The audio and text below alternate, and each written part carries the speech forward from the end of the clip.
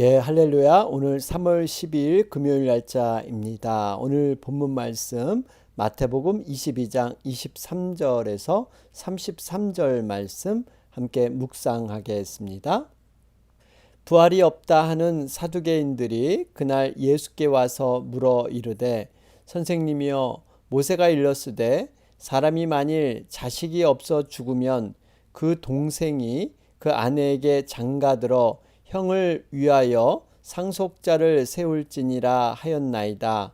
우리 중에 7형제가 있었는데 마지가 장가 들었다가 죽어 상속자가 없으므로 그 아내를 그 동생에게 물려주고 그 둘째와 셋째로 7째까지 그렇게 하다가 최후에 그 여자도 죽었나이다. 그런즉 그들이 다 그를 취하였으니 부활 때 7 중에 누구의 아내가 되리이까? 예수께서 대답하여 이르시되, 너희가 성경도 하나님의 능력도 알지 못하는 고로 오해하였도다. 부활 때에는 장가도 아니 가고 시집도 아니 가고 하늘에 있는 천사들과 같으니라.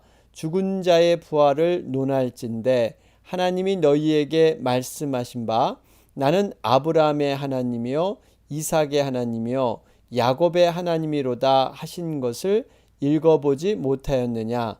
하나님은 죽은 자의 하나님이 아니요 살아있는 자의 하나님이시니라 하시니 무리가 듣고 그의 가르치심에 놀라더라. 아멘. 우리 마태복음 22장 진행 가운데 있습니다.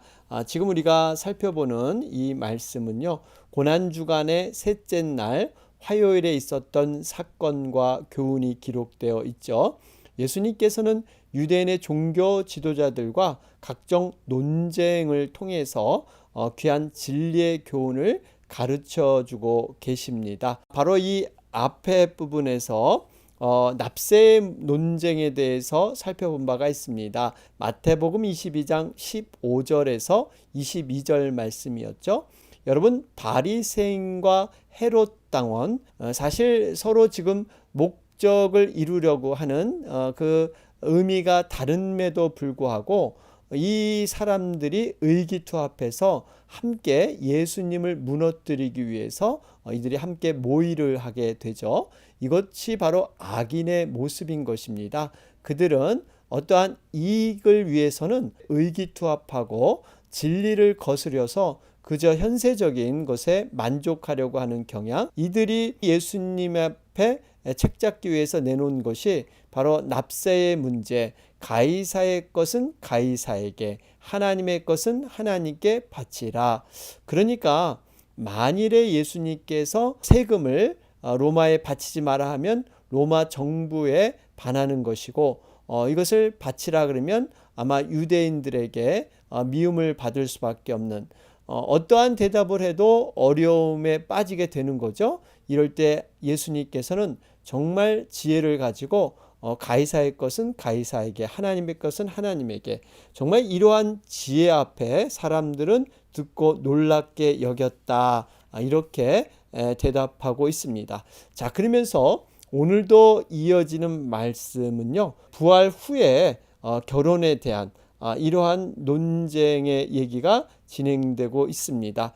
오늘 등장하는 사람이 바로 사두개인들인데요. 23절에 보면 이들은 부활이 없다 하는 사두개인들.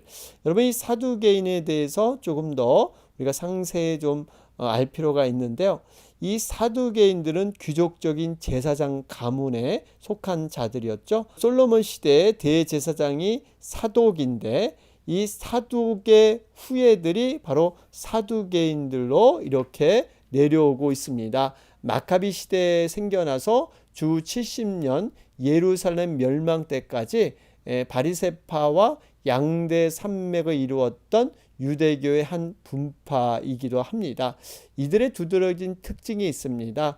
이들은 그냥 내려오는 단순한 유전을 거부하고요, 특별히 부활과 영원히 불멸하다는 것, 또 영적 세계를 부인한 사람들입니다. 쉽게 말하면 눈에 보이는 세계를 추구했던 사람들, 최대의 관심사는 지금이고 여기에 있었습니다. 이 땅의 것에 있었죠. 그래서 이들은 바리새인들에 비해서 현실주의적이고 물질주의적인 이러한 사람들, 모세오경만 그들은 추종하고 따랐습니다. 한마디로 이 사두개인들은 굉장히 현실적인 사람들이었죠.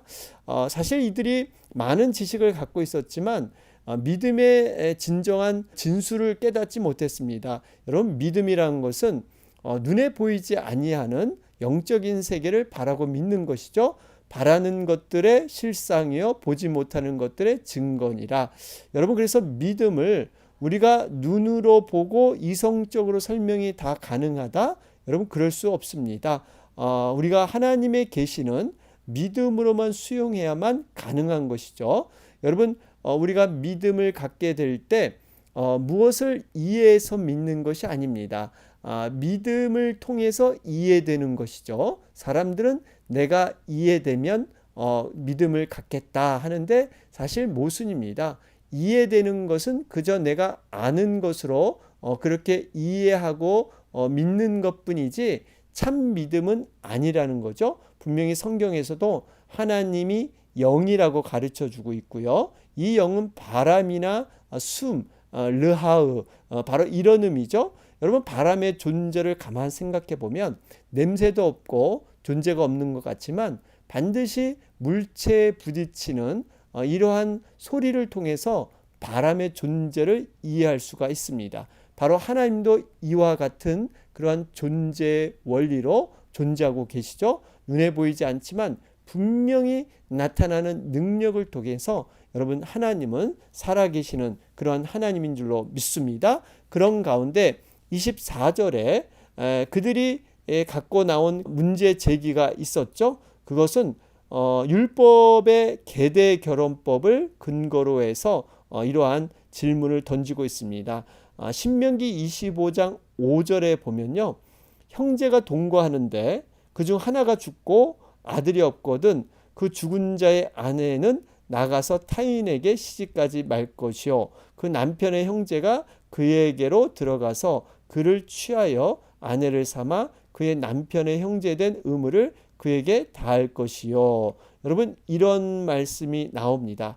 우리가 이 말씀을 대하면 지금의 현 시대의 어떠한 윤리적인 잣대, 도덕적인 의식으로 생각해 보면 어떻게 형수의 아내를 취해서 또 이렇게 자녀를 낳는가, 좀 이러한 의아한 생각을 가질 수도 있습니다. 그런데 우리가 사실 이 본질을 먼저 생각을 해야 됩니다. 이것은 우리가 도덕적인 어떤 잣대를 뛰어넘은, 다시 말하면 신앙의 기업이 무너지지 않고 이렇게 이어질 수 있도록 이것을 하기 위한 배려가 바로 이 속에 들어있는 거죠. 신앙의 계보가 끊이지 않고 끊임없이 이어질 수 있도록 그것을 돕는 차원, 우리가 고엘 제도라는 것도 마찬가지죠. 친족이나 이러한 주변의 사람이 어려움이 있을 때 물질을 배상해 준다든지, 아니면 이렇게 자녀를 통해서 믿음의 후손을 이렇게 있게 하는 것, 여러분, 이런 것은 다 하나님께서 혈통, 믿음의 혈통을 잇기 위한 그러한 방법이었다 하는 것을 알 수가 있습니다. 그런데 이 사두개인의 문제가 있었습니다. 이것을 이 모세오경의 성경을 자의적으로, 다시 말하면 자신의 생각대로 해석했다는 것입니다. 여러분, 성경 말씀은 성경의 말씀으로 풀어져야 됩니다. 그래서 성경은 성경이 바로 그 해석서가 되는 거죠. 관주 성경이라는 것은요, 마치 성경이 한 그러한 구슬로 꿰있는 것처럼 서로 연결이 돼서 서로에게 이렇게 불을 밝혀주는 이러한 자의적인 성경의 스스로 자명성인 그런 해석이 되는 것입니다. 그런데 이것을 누구든지 성경을 사사로이 풀려고 하면 오류를 범하게 돼 있다, 이렇게 우리는 알 수가 있습니다. 그렇기 때문에 지금 사두개인들은요, 이것을 사사로이 풀려고 했던, 자의적으로 풀려고 했던 문제가 있었고요. 또 하나는 이들은 일부 모세오경만을 하나님의 말씀으로 인정했다는 겁니다. 여러분, 성경 전체가 하나님의 감동으로 기록된 책인데 일부만을 그것을 받아들이고 믿는 것은요, 굉장히 교만한 태도라고 볼 수가 있습니다. 자, 그러면서 25절, 26절 말씀을 보면 지금 이 사두개인들은 결국 부활의 불가능함을 입증하기 위해서 이렇게 예화를 가정한 내용이죠. 사실 칠형제가 있는데 맏아들부터 쭉 이렇게 막내까지 다 죽고 그 아내도 죽는, 사실 이러한 현실이 없는데 이것을 논쟁하기 위해서 이렇게 가정하에 이렇게 얘기를 하고 있다는 것입니다. 여러분, 이걸 보면 얼마나 그 마음의 태도가 논쟁하기 위한 태도, 그러니까 큰 그림과 본질을 먼저 잡고 이렇게 해야 되는데 지역적인 것, 또 비본질적인 것, 이것을 가지고 논쟁화하려는 이런 잘못된 생각이 있죠. 우리의 생활에서도 그렇고 특별히 교회 생활에서 우리가 이 비본질적인 것 때문에 마음이 상하고 마음이 갈려서는 안 됩니다. 늘 본질이 무엇인가? 하나님께서 우리 교회를 허락하신 본질, 교회가 제일 먼저 추구해야 될 목적과 사명이 무엇인가? 여러분, 이것을 항상 기억하면서 우리 비본질적인 것 때문에 본질이 흐려져서는 안 되는 겁니다. 본질을 위해서는 비본질적인 것을 우리가 놓고 갈 수 있는, 이것을 넘어갈 수 있는, 여러분, 이러한 지혜가 우리에게 필요한 줄로 믿습니다. 다시 말하면 하나님의 말씀보다, 성경의 말씀보다 사람의 생각과 사람의 계명이 앞서서는 안 된다는 것입니다. 사두개인들의 모습은요, 이 백성이 입으로는 나를 가까이 하며 입술로 나를 존경하나 그 마음은 내게서 멀리 떠났으니 그들이 나를 경외함은 사람의 계명으로 가르침을 받았을 뿐이니라. 바로 이런 모습이라는 것입니다. 자, 그러면서 27절에 보면 최후의 그 여자도 죽었나이다. 그러니까 모든 그 남편이 마지부터 죽더니 그 여자도 마지막 죽음을 당하게 되죠. 결국 인간은 누구나 죽음으로 육신이 마치게 되어 있다는 것입니다. 이 땅의 모든 부귀영화는 이렇게 죽음을 통해서 다 놓고 갈 수밖에 없는 이러한 모습이죠. 세상 사람들이 죽음을 두려워하는 이유는 딱 한 가지, 죽음이 끝이라는 생각을 갖기 때문입니다. 그러나 우리는요, 죽음이 또 다른 영원한 세계로 가는 첫 관문이 되는 줄로 믿습니다. 그래서 우리 믿음 안에서 죽은 자들은 자는 것과 같다, 이렇게 말씀하시죠. 우리가 잠을 자고 있으면 이제는 정말 영원한 세계에서 다시 눈을 뜨고 깨어나는 것처럼 우리는 영원한 세계를 소유한 그러한 사람인 줄로 믿습니다. 욥은요, 이런 고백을 했어요. 나의 날이 경주자보다 빨리 사라져 버리니 복을 볼 수 없구나, 그러죠. 그만큼 이렇게 이 세상은요, 신속하게 세월은 화살과 같이 쉬지 않고 이렇게 달려간다는 거예요. 여러분, 우리의 인생도 내가 예상한 것보다 빨리 이렇게 끝날 수가 있습니다. 그럼에도 불구하고 우리에게 소망이 되는 것은 영원한 하나님의 나라, 우리는 부활의 소망, 이것이 이 땅에 살아가는데 대단한 그러한 힘과 위로와 소망이 되는 줄로 믿습니다. 부활이라는 것은요, 단순히 그냥 죽어서 가는 곳이 아니라 이 땅에서 누려야 될 하나님의 복이 바로 부활에 담겨 있습니다. 살아있을 때 우리가 이 땅에 때로는 어려움과 고난의 환경 속에 처할 때 늘 부활의 소망을 가지고 우리는 이런 모든 어려움을 헤쳐나갈 수 있는 그러한 능력이 부활 속에 들어있는 줄로 믿습니다. 세상 사람들은요, 단순히 이 세상의 현상과 인생의 어떠한 모습은 알지만 인생의 정확한 해답을 모르고 있습니다. 정말 인생의 귀한 해답이 예수 그리스도 안에 있는 영생에 있는데 이것을 발견하지 못하고 늘 허무주의처럼, 아니면 그저 이 땅에서의 만족된 그러한 이런 육신의 타락과 탐욕을 만족시키는 이러한 삶으로 끝나게 되는 거죠. 여러분, 모든 해결의 답은 예수 그리스도 안에 여러분 들어 있는 줄로 믿습니다. 자, 이런 가운데 29절 말씀을 보면 예수께서 대답하여 이르시되 너희가 성경도 하나님의 능력도 알지 못하는 거로 오해하였도다. 그렇죠. 지금 사두개인들이 7형제의 아내가 되었다가 죽은 여인이 부활 때 누구의 아내가 될 것이냐. 여러분, 이 질문요, 성경과 하나님의 능력에 대해서 오해하고 있습니다. 사두개인들이 사실 성경도 하나님의 능력을 제대로 모릅니다. 오해하였다는 것은요, 길을 잃고 그릇된 길을 가고 있다, 이런 뜻입니다.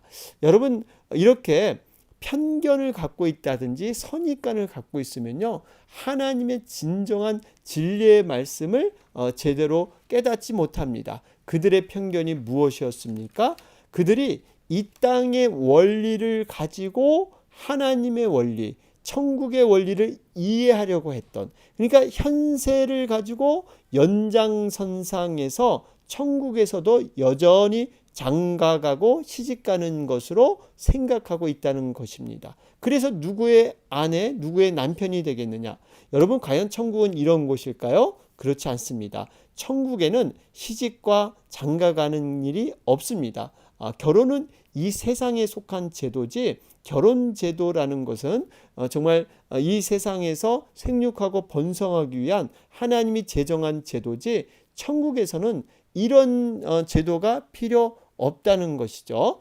그렇기 때문에 우리가 중요한 것은요, 이 땅의 것을 가지고 하늘나라 천국을 다 우리가 이렇게 들여다볼 수 있느냐? 그럴 수 없습니다. 이 땅과는 결코 비교할 수만큼 없을 정도로 아름답고 완벽한 곳이 하나님의 나라고 천국이 되는 줄로 믿습니다. 상상하지 못하는 곳이 천국이에요. 여러분, 그래서 그런 말 있잖아요. 천국을 인간의 말로 다 표현할 수 있다면, 다 설명할 수 있다면 천국은 그만큼 가치가 없는 것입니다. 여러분, 그만큼 인간이 이렇게 말할 수 없는 정도, 여러분 너무나 감격을 하면요, 말이 안 나오죠. 그냥 악소리, 그냥 입만 벌어지지 뭐가 어떻다 저렇다, 여러분 너무 감탄이 되고 감동이 되면요, 말로 표현할 수가 없는 것입니다. 바로 이런 곳이 천국이 되는 줄로 믿습니다. 자, 그러면서 여러분 30절 말씀을 보면 부활 때는 장가도 아니가고 시집도 아니가고 하늘에 있는 천사들과 같으니라. 여러분, 장가 시집 안 가는 거 설명해 드렸고요. 그 다음에 천사들과 같으니라. 여러분, 이게 얼마나 우리에게 또 소망이 되는지 모릅니다. 천사와 같은 존재라는 것은 영적인 존재, 이러한 존재로 우리가 그렇게 영화로운 그런 모습으로 변화된다는 겁니다. 그런데 사실은 천사보다 더 우월한 존재로 여러분 변화되는 것이죠. 왜냐하면 천사들은 영만 가지고 있지 우리처럼 부활체, 다시 말하면 영과 육을 다 가지고 있지 못합니다.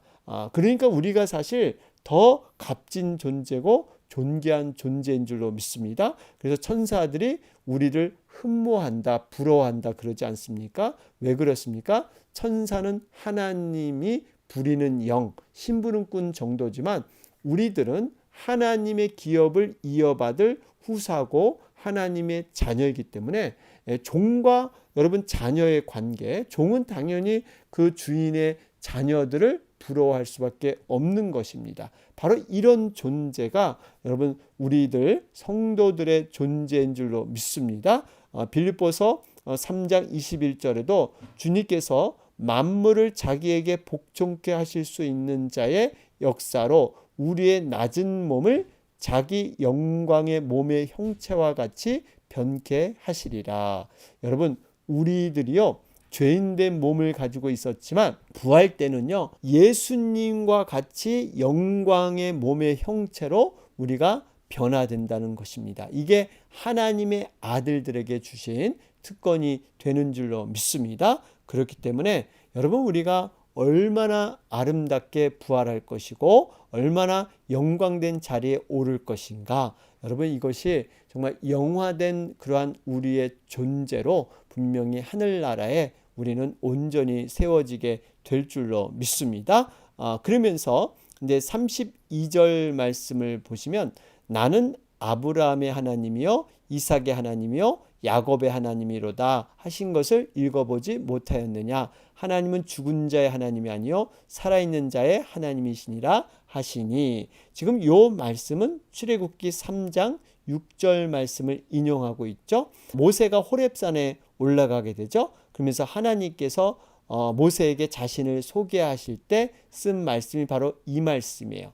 지금 이렇게 보면 세 사람, 지금 등장하는 세 사람, 아브라함과 이삭과 야곱, 분명히 죽은 사람들이죠. 근데 이 죽은 사람이 무덤에 있어야 될 존재인데 지금 살아있는 것처럼 현재형으로 말하고 있고요. 또 하나님께서는 나는 바로 그 아브라함의 하나님, 이삭의 하나님, 야곱의 하나님. 이 의미는 이 아브라함과 이삭과 야곱은 살아있는 존재로 규정하고 있고 내가 살아있는 하나님이시다. 이 말씀을 하고 있습니다. 결국 이 선조들은 몸은 죽었지만 영혼은 지금 살아있다는 거예요. 그래서 이 마지막 부활 때 기다림을 통해서 분명하게 살아계신 하나님. 여러분, 그래서 하나님께서는 살은 자의 하나님이시고 또 그 하나님을 믿는 자는 영원히 살게 되는 영원 불멸설이죠. 영생을 하게 된다는 것을 우리는 알 수가 있습니다. 우리가 정말 예수님이 재림하실 때 이 땅 위에 살아있는 자들, 그 자들보다 먼저 일어나서 죽은 자들이 먼저 일어나서 영광의 몸을 입게 되죠. 주께서 호령과 천사장의 소리와 하나님의 나팔로 친히 하늘로 쫓아 강림하시니 그리스도 안에서 죽은 자들이 먼저 일어나고. 여러분, 주 안에서 죽은 자들이 바로 복된 자들이죠. 이렇게 모든 인생의 수고를 마치고 부활의 몸을 입을 때까지 안식을 누리다가 다시 이렇게 영생한 몸으로, 영화로운 몸으로 부활할 것입니다. 자, 오늘 말씀 우리 정리해 보면요. 부활 소망으로 섬길 산자의 하나님. 여러분, 우리가 믿고 우리가 따르는 하나님은요, 산자의 하나님입니다. 하나님이 영원히 살아 계시듯이 우리도 그 믿는 하나님을 쫓아서 우리도 영생함으로 영원히 그러한 사는 삶을 바로 하나님 나라에서 우리는 갖게 될 것입니다.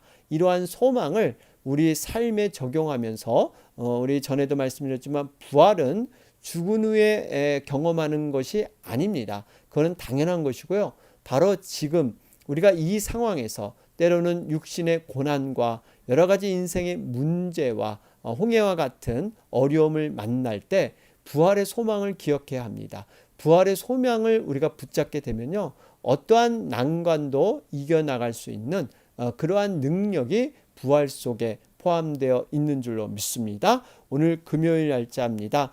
특별히 오전 오후에 우리 목장 모임을 위해서 기도해 주시기 바랍니다. 또 우리 코로나 사태 계속적인 회복과 우리 계속 대면 예배가 시작됐는데요. 정말 예배 가운데 은혜의 강물이 흐를 수 있도록 위해서 기도해 주시고요. 우리 김용숙 권사님 3월 15일부터 키모 우리 치료 시작을 하십니다. 더욱 강건하게 모든 것 감당할 수 있도록 위해서 간절히 기도해 주시기 바랍니다. 다 같이 기도드리겠습니다.